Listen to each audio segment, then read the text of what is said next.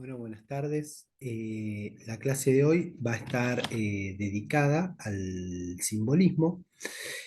Puntualmente vamos a comenzar con Charles Baudelaire, con su clásico, su libro más conocido, que es Las Flores del Mal. Si bien tiene algunas reversiones, algunas nuevas ediciones que el propio Baudelaire publicó, donde agrega algunos poemas o saca otros de su primera edición. Me parece que es el texto por ahí más significativo de este movimiento estético conocido como el simbolismo. Así que, bueno, vamos a proyectar la siguiente diapositiva, ¿sí? Para que ustedes vean ahí en pantalla. Bueno, el recorte que se hace del simbolismo a modo de contextualización antes de meternos con las obras propiamente dichas, no solo de Charles Baudelaire, sino de otros autores también importantes. Pero lo primero que tenemos que tener en cuenta es esta cuestión histórica, la periodización. Al simbolismo se lo suele recortar en un periodo de tiempo que va de 1885 a 1914. 1914 obviamente tiene una significación muy grande porque es el año en el que comienza la Primera Guerra Mundial, y piensen ustedes también que ya está de alguna manera afianzada esa década de las vanguardias, ¿no? Cuando se habla del periodo de vanguardias en el siglo XX, se le suele decir, algunos autores hablan de el periodo de entreguerras porque lo ubican desde la Primera Guerra Mundial a la Segunda Guerra Mundial. O sea que este periodo, ¿sí? De 1885 a 1914, podríamos decir que es en el que aparece, surge el simbolismo como estética. Lo primero que vamos a observar del simbolismo eh, es esta definición, ¿sí? Que estamos ante un periodo que podríamos decir que se yuxtapone, ¿no? Hay una coexistencia de poéticas, donde tenemos el auge del realismo decimonónico, ese realismo del siglo XIX eh, como escuela, planteado por Émile Zola, ¿no? Tomando textos de Guy de Maupassant. Acá en América Latina el realismo decimonónico, el naturalismo sobre todo, va a tener una escuela eh, muy marcada, muy grande, ¿sí? Con autores muy importantes, como por ejemplo, sin ir más lejos, Cambaceres, Eugenio Cambaceres. Y otros también, ¿no? En el programa ahí ustedes tienen a Baldomero Lillo, creo que se lo habíamos mencionado, que es un autor chileno también, quizás de los mejorcitos del naturalismo. Con respecto al simbolismo, entonces, se da en un momento de coexistencia de poéticas y se la considera una de estas cinco poéticas de la autonomía del arte, ¿no? Que postulan la autonomía del arte, junto al esteticismo, el decadentismo, el impresionismo y el parnacionismo. Entonces, si es una de las poéticas, digamos, de la autonomía del arte, lo primero que hay que remarcar es el, el carácter que tiene ser una poética, ¿no? Es decir, la definición de qué es una poética. Y aquí nosotros nos circunscribimos a la definición que da Jorge Dubati, que entiende la poética o la define como un constructo morfotemático de procedimientos poéticos que por selección y combinación generan una estructura artística y que producen sentido, producen significación. Por lo tanto, lo que define una poética es que portan en su praxis artística una ideología estética, ¿no? Es decir, lo que define a una poética es que su manera de ver el mundo, ¿no? es distinta a otras concepciones. ¿Sí? Entonces, si al simbolismo lo definimos como poética, lo que hay que decir es que Baudelaire, por lo tanto, va a ser el primer poeta moderno. Cuando hablamos de moderno, estamos refiriéndonos, ¿no?, a esta etapa que se abre acá, que sería ya la modernidad afianzada. Acuérdense que lo hemos hablado también en unas cuantas clases, la diferencia entre modernidad y modernismo. El modernismo como, como un periodo artístico y la modernidad como un periodo más bien histórico o filosófico, ¿no? Bueno, lo primero que tenemos que ver del simbolismo es su propia periodización interna, ¿no? Con cuatro etapas. Una primera etapa que aparece con Baudelaire como el gran prefigurador de esta estética. Una segunda fase con Paul Verlaine y con Mallarmé. Con Mallarmé es muy importante por, sobre todo, su experimentación con la grafía, con la escritura, ¿no? Él es el que propone sobre todo los primeros caligramas, que son poemas donde se intenta, a través de la palabra, ir dibujando algunas imágenes, ¿no? Entonces el poema, cuando queda confeccionado en la hoja, es más importante la imagen que se forma que tanto lo que se pueda llegar a decir o a plantear en el poema en sí, ¿no?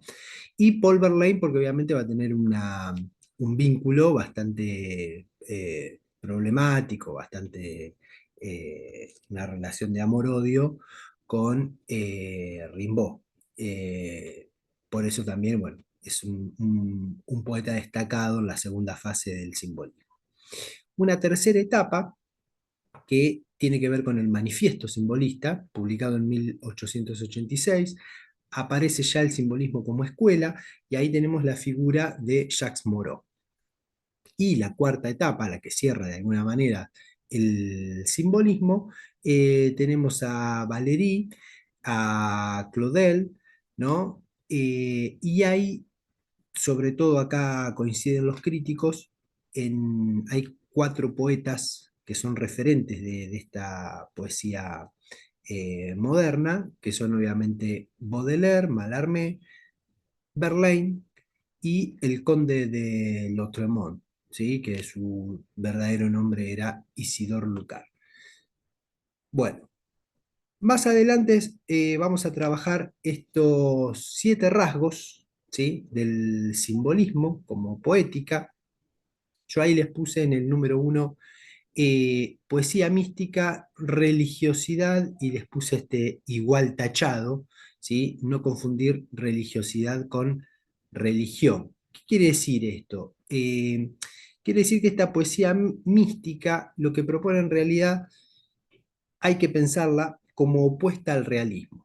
¿Sí? Cuando hablamos de poesía mística estamos hablando que es opuesta a esa corriente que ya está muy afianzada, que es el realismo naturalista o el realismo decimonónico, ¿no?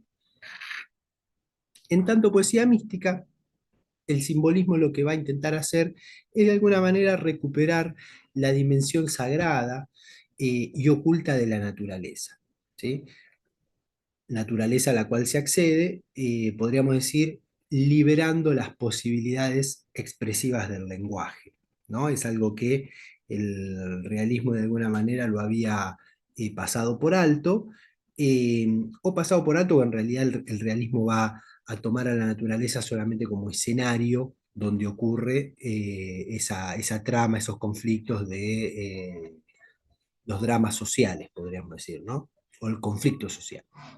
Entonces, este criterio de la poesía mística, de la recuperación de lo sagrado, lo oculto de la naturaleza, es un criterio que se enfrenta de alguna manera, podríamos decir, a toda la visión positivista de la realidad, ¿no?, que tiene el realismo y obviamente su escuela, el naturalismo. Es decir, lo que se propone acá es una visión enfrentada a la percepción cientificista, ¿no?, a ese cientificismo, la idea de que a través de la literatura se puede hacer ciencia.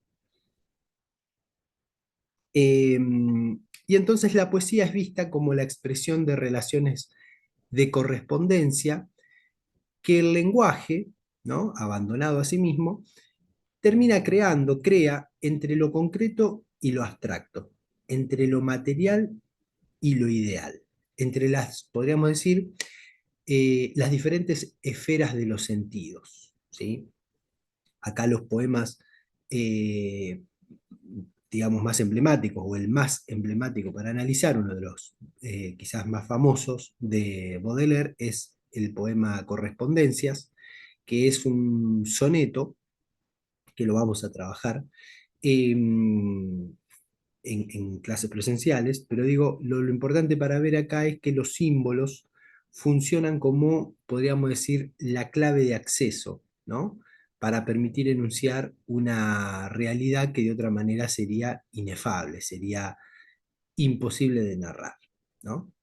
El segundo principio o el segundo rasgo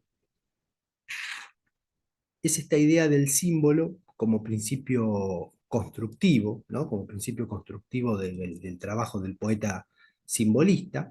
Es decir, lo que hay que pensar con el término de símbolo es en tanto figura retórica. Recuerden que hay una diferencia muy grande entre lo que es el símbolo y la alegoría, ¿sí? La alegoría supone una interpretación unívoca, ¿no? Es decir, todos sabemos que cuando escuchamos la canción Los dinosaurios de Charly García, está aludiendo a los militares, a la última dictadura militar, ¿no? Eso ocurre con la alegoría. En cambio, el símbolo permite una, dice Humberto Eco, ¿no? Una multiplicidad de interpretaciones, ¿no? Es, podríamos decir, polisémico, ¿sí? Y entonces, bueno, acá lo que se plantea con este poema Correspondencia es justamente las correspondencias ocultas, ¿no? Ciertas analogías que funcionan como mediatizadas por la metáfora, ¿sí? Es decir, el símbolo estaría actuando como una suerte de enlace, ¿sí? Entre el mundo de las ideas y nosotros, nuestra realidad, ¿no? Porque lo que hace el símbolo es llevar la búsqueda artística al terreno de la insuficiencia del lenguaje, ¿no? El lenguaje es insuficiente para narrar o expresar algunas cuestiones, ¿sí? Y obviamente acá el que lo lleva más lejos, esta cuestión de la insuficiencia del lenguaje, es el mismo Mallarmé, ¿no?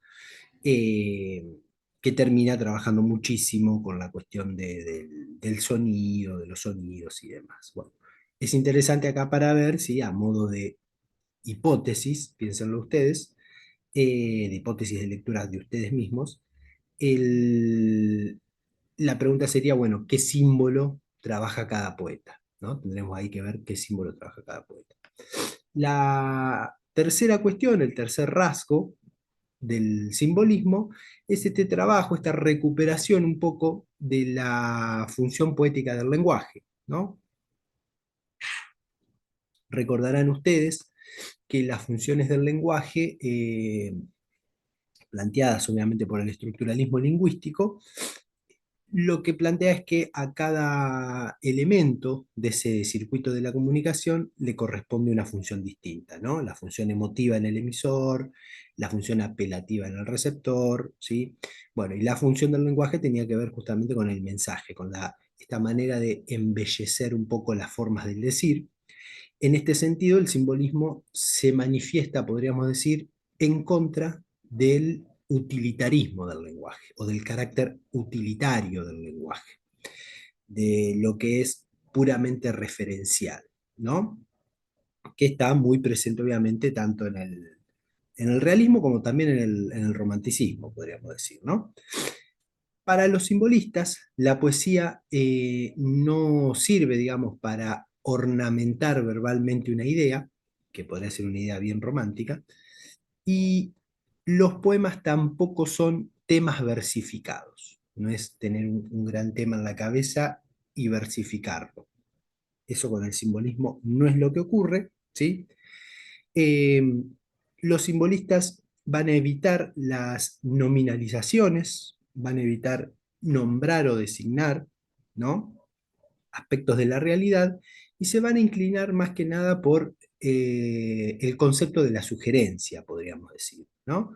Consideran los simbolistas que un poema no tiene que ser explicable, ¿sí? No, no es que tiene que estar al servicio de la función referencial del lenguaje. Para interpretar un poema simbolista no es tan necesario comprender su significado racional, sino que hay que entrar en el juego del poder sugerente del lenguaje, de las asociaciones, de las relaciones de los sonidos, de la versificación, ¿sí? Eh, Además de correspondencias de Baudelaire, anoten ahí también para leer los sonetos de las vocales de Rimbaud. El cuarto rasgo, como para señalar, tiene que ver con esta idea de la traslación de las artes al lenguaje de la obra, ¿no? Es decir, los simbolistas van a trabajar una correspondencia entre las distintas artes, o las bellas artes, podríamos decir, ¿no? Eh, Esto tiene que ver obviamente con, ya nos metemos con la literatura comparada, la estética comparada, que es esta idea de trabajar las vinculaciones entre las distintas disciplinas artísticas, que es una correspondencia, digamos, esa correspondencia entre las artes se va a condensar en la poesía mediante el procedimiento conocido como sinestesia, ¿no? Que también es una figura retórica, pero que digamos, muy vinculada, muy, muy inherente, muy propia del simbolismo, ¿no? La sinestesia es esta idea de asignarle a un sentido la capacidad de hacer algo que en realidad le corresponde a otro sentido, ¿no? Es decir, te veo con mis dedos, ahí estamos entrecruzando algo que en realidad lo tendría que hacer la vista y estamos diciendo que lo hace el tacto. Bueno, eh, sobre esto también es muy importante la cuestión del el desarrollo que ha tenido y que sigue teniendo hasta la actualidad en el siglo XXI el teatro simbolista, que no es solamente un registro verbal, ¿sí? No se trata por ahí, incluso hay obras simbolistas de teatro que prácticamente no tienen verbalización, los actores o las actrices suben al escenario y prácticamente no hablan, sino que se trabaja con diferentes códigos escénicos, como los ruidos, la danza, la música, ¿no? Objetos materiales, ¿sí? La cuestión de la iluminación, de la escenografía, ¿sí? Hay todo un desarrollo a partir del símbolo, incluso también en el teatro. El quinto rasgo, el desplazamiento del ideal de la naturalidad hacia un ideal, podríamos decir, explícitamente artificial, ¿no? Eh, ¿Por qué? Porque en la poesía simbolista lo que se produce es la espiritualización de la ciudad, ¿sí? La ciudad ya no vista como el telón de fondo, y también obviamente de los elementos de la cultura y de la civilización, ¿no? Hay una valoración de un presente inmediato, de un canon de belleza, unido al concepto de actualidad, ¿no? Se intenta refutar ese ideal rusoliano, ¿no? De Jacques Rousseau, de identidad entre naturaleza y razón, ¿sí? La naturaleza es considerada mediocre y el trabajo reflexivo y podríamos decir metapoético en sus dos vertientes, a través de la escritura de textos metapoéticos y también, por otro lado, revitalizar el prestigio de la función del crítico frente al artista, ya sea por su tarea específica como por su propia opinión. Con respecto a estas dos vertientes, digamos, de lo metapoético, eh, decíamos lo de la escritura de textos metapoéticos. Ahí el poema que yo les sugiero observar es el poeta en la vida moderna de Baudelaire y arte poética de Verlaine, de Paul Verlaine. ¿Sí? Con respecto al sexto rasgo, esta idea de un nuevo estatuto del texto poético La poesía, acá lo que quiere decir este rasgo es que la poesía se considera un medio de conocimiento en sí mismo, ¿no? La poesía es como, incluso hay desarrollos, ¿no?, filosóficos o de grandes filósofos que dicen que la poesía es como de alguna manera el medio de expresión más elevado para la filosofía, ¿no? Porque implica un desarrollo no solo conceptual, sino también discursivo, ¿no? En la forma del decir. Eh, la poesía vista como una herramienta, como un medio, ¿no?, de conocimiento, es algo que ya lo habían trabajado los románticos, ¿no?, que ya podríamos decir que es un rasgo heredado, ¿sí?, del romanticismo. Pero en el simbolismo, ese conocimiento no necesariamente tiene que ser racional, ¿sí?, sino que más bien se vincula al primer aspecto, que era la cuestión esta del misticismo, de la sugerencia, la noción de sugerencia, la idea de que la poesía puede develar conexiones ocultas entre elementos del mundo de las ideas y las experiencias vitales, ¿no? Esto obviamente el gran artista con el cual se puede ejemplificar esto es obviamente Rimbaud. Y el último aspecto, el séptimo, el último rasgo que señalamos, tiene que ver con la separación de los intereses del mundo social. ¿Qué quiere decir esta separación de los intereses del mundo social? Que se rechaza la representación del universo problemático burgués, ¿no? Algo muy propio del naturalismo, del realismo naturalista, a quien se acusa de haber eliminado, obviamente, los elementos misteriosos, místicos, ¿no?, ocultos del mundo, de la realidad. Por lo tanto, también se aleja del público lector, podríamos decir, a través de una ausencia de temas identificatorios, ¿no?, por su baja legibilidad, no tanto por el léxico, sino más que nada por recurrir a una, podríamos decir, a una vaguedad, a una dimensión connotativa del lenguaje, a dificultades semánticas, ¿sí?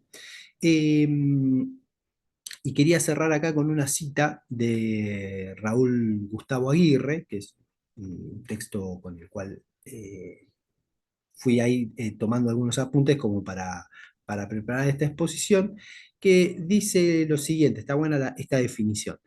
El simbolismo ha sido, dice él, la última revolución poética por cuanto incorporó el tema de la revolución crónica en la literatura, ¿no? Y esto va a ser un tema también para las vanguardias. Si no queremos ir tan lejos, dice Aguirre, podemos convenir en que el simbolismo arriba a la conciencia de la autonomía, de la experiencia poética, en consecuencia del lenguaje poético. La función del lenguaje, del sonido, de la tipografía, de la disposición de las palabras en el espacio de la hoja, la estructuración de una sintaxis, tanto de la palabra como de las imágenes, son de las tantas manifestaciones externas de esta profunda revolución que se centra en torno de la autonomía de la experiencia poética y de la poesía como medio de conocimiento. Eh, Nosotros acá lo que hacemos es pasar de alguna manera de la gran corriente dominante, ¿no?, que es el romanticismo, al simbolismo, no sin antes aclarar, obviamente, que acá tenemos eh, otro entrecruzamiento muy importante que va a ser con el realismo. Lo que pasa es que, bueno, el realismo se va a extender muchísimo en el siglo XX y podríamos decir hoy, si nosotros tratamos de observar las grandes obras del siglo XXI incluso, en su gran mayoría, son obras de neto corte realistas, ¿no? Por lo cual, bueno, el realismo me parece que hay que estudiarlo en consonancia, ¿no?, o teniendo en cuenta su prolongación en el siglo XX, ¿no? El simbolismo, si bien tiene como una vida más breve, ¿no?, sin lugar a dudas es más intenso, ¿sí? Y es una corriente estética que de alguna manera va a prefigurar los desarrollos conceptuales, intelectuales y demás de muchísimas de las corrientes de vanguardia del siglo XX. Bueno, ahora les paso los textos o vamos a remarcar, a subrayar cuáles son los poemas como para meternos con esta corriente estética.